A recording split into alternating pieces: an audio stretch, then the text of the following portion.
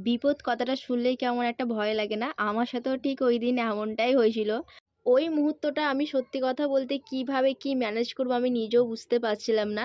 তো শেষমেশ সবকিছুই ঠিকঠাক হয়েছিল ঠাকুরের আশীর্বাদে। তো আমি অবশ্যই তোমাদের সাথে কথাটা শেয়ার করবো কি হয়েছিল। তো তোমরা কিন্তু এই লোকটা আমাকে অনেক, অনেক ভালোবাসা দিয়েছো। তার জন্য আমার তরফ থেকে কিন্তু তোমাদের জন্য অনেক ভালোবাসা রইলো। আর ওইদিন ছিল এক মহা দুর্যোগ। তো তার সত্ত্বেও কিন্তু আমাকে কাজে বেরিয়ে যেতে হয়েছিল। বুকিং থাকলে কিন্তু আমাদেরকে কাজে যেতেই হবে। তো ১ম ছিল এইটা আমার একটা ভয়ানক মানে দুর্ঘটনা বলা চলে। কারণ আমি কিভাবে সেই ক্লায়েন্টের বাড়িতে পৌঁছাবো আমি নিজেও বুঝতে পারছিলাম না। কারণ আকাশে ওয়েদার ভীষণ পরিমাণে খারাপ ছিল।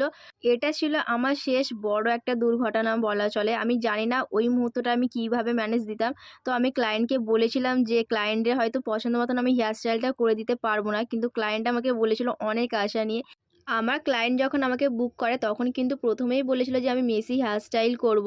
তো আমি হচ্ছে কালার নিয়ে যেতেই ভুলে গিয়েছিলাম, সবথেকে আমার বড় ভুল ছিল। আর আমার থেকে ক্লায়েন্টের বাড়ির লোকেশন ছিল ১ ঘন্টা দূর। জাস্ট আমার একটা কল সব দূর করে দিয়েছিল ভয়। বলো আমার কাছে সেজে কেমন লাগলো? খুব সুন্দর লেগেছে, খুব সুন্দর সাজিয়েছে। তুমি যেমন চেয়েছিলে তেমন পেয়েছো? যেমন চেয়েছিলাম তেমন তার থেকে সুন্দর হয়েছে। ব্যাস এটুকু হাসি দেখার জন্য আমরা কিন্তু প্রতিটা মুহূর্তে রিস্ক নিয়ে থাকি। তো আমাকে যেই ব্যক্তিটা দিতে আসবে তার কিন্তু ভীষণ পরিমাণে কাজ ছিল। ওই দিন ছিল রবিবার।